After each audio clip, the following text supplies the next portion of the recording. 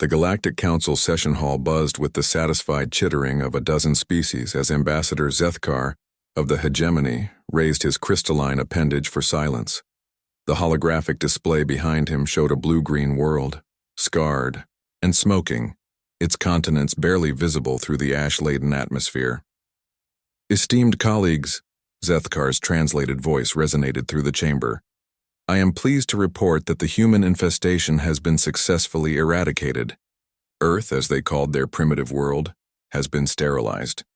The Council's directive has been fulfilled. Approving clicks and harmonics filled the air. The Vorthak representatives' tentacles writhed in pleasure, while the insectoid Klisk delegation rubbed their mandibles together in satisfaction.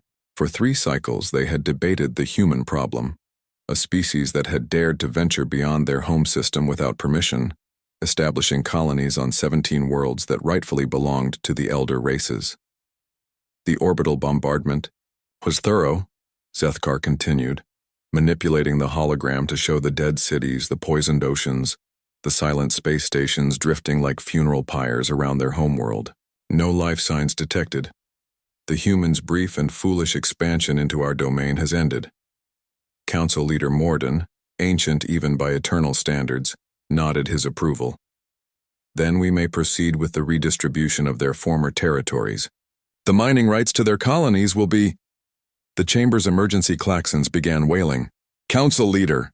A junior aide burst through the sealed doors, his 4 eyes wide with terror. Massive spatial distortions detected at the system's edge. Unknown vessels approaching at impossible speeds.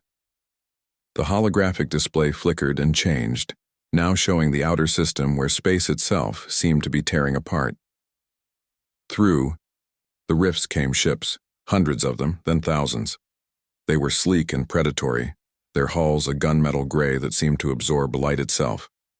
Each vessel bristled with weapon arrays that pulsed with contained energy, but it was their design that sent ice through the council members' circulatory systems. The ships bore the unmistakable aesthetic of human engineering, angular, aggressive, and utterly pragmatic. At the prow of the largest vessel, a dreadnought that dwarfed anything in the council's fleets, was emblazoned a symbol that made Zethkar's crystalline structure crack with fear. A blue marble wrapped in olive branches, pierced by arrows.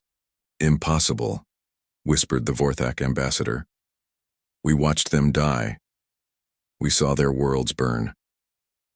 The communication arrays crackled to life, and a voice, distinctly human, filled the chamber with words spoken in perfect galactic standard. Attention, Galactic Council. This is Admiral Sarah Chen of the United Earth Reclamation Fleet. We understand you've been having a party in our absence. The hologram shifted to show the lead human vessel, its hull scarred but gleaming. Weapon ports were opening along its length like the eyes of some ancient predator awakening from slumber. You see, the human admiral continued, her voice carrying an edge of barely contained fury. You made a critical error in your intelligence gathering. You found our homeworld, yes? You found our colonies in this arm of the galaxy, but you forgot to ask yourselves a very important question. Where do you think we came from? More rifts were opening throughout the system. The human fleet was now uncountable, vessels emerging from what could only be described as some form of faster-than-light travel that violated every known law of physics. The Council's own fleets, mighty as they were, looked like children's, toys in comparison. We've been out here for longer than your species have had spaceflight. Admiral Chen's voice carried across every communication channel in the system. While you were congratulating yourselves on your ancient civilizations, we were exploring the deep void, establishing colonies and systems you never even knew existed. Earth wasn't our beginning. It was just one of our homes. Zethkar found, his voice, though it came out as barely more than a whisper. But we destroyed everything. Your technology, your cities, your people. You destroyed buildings, the Admiral replied, and there was something in her tone that spoke of vast patience finally exhausted. You can rebuild buildings. You killed people, yes, 3 billion of them. But you cannot kill an idea, and you cannot kill hope. And humanity, council members, is both. The lead human vessel was now close enough that its details were visible on the display. Along its hull, painted in stark white letters, was a name. Remember Terra. Every ship in this fleet, Admiral Chen continued, carries the names of those you murdered. Every weapon we fire will be in their memory. Every world we reclaim will bear their legacy. You wanted to erase humanity from the galaxy. Instead, you've given us a reason to remake it in our image. The assembled aliens sat in stunned silence as the human fleet took position around their council station. There were no demands for surrender, no ultimatums. The humans had come not to conquer, but to reclaim. We gave you the greatest gift any species can receive.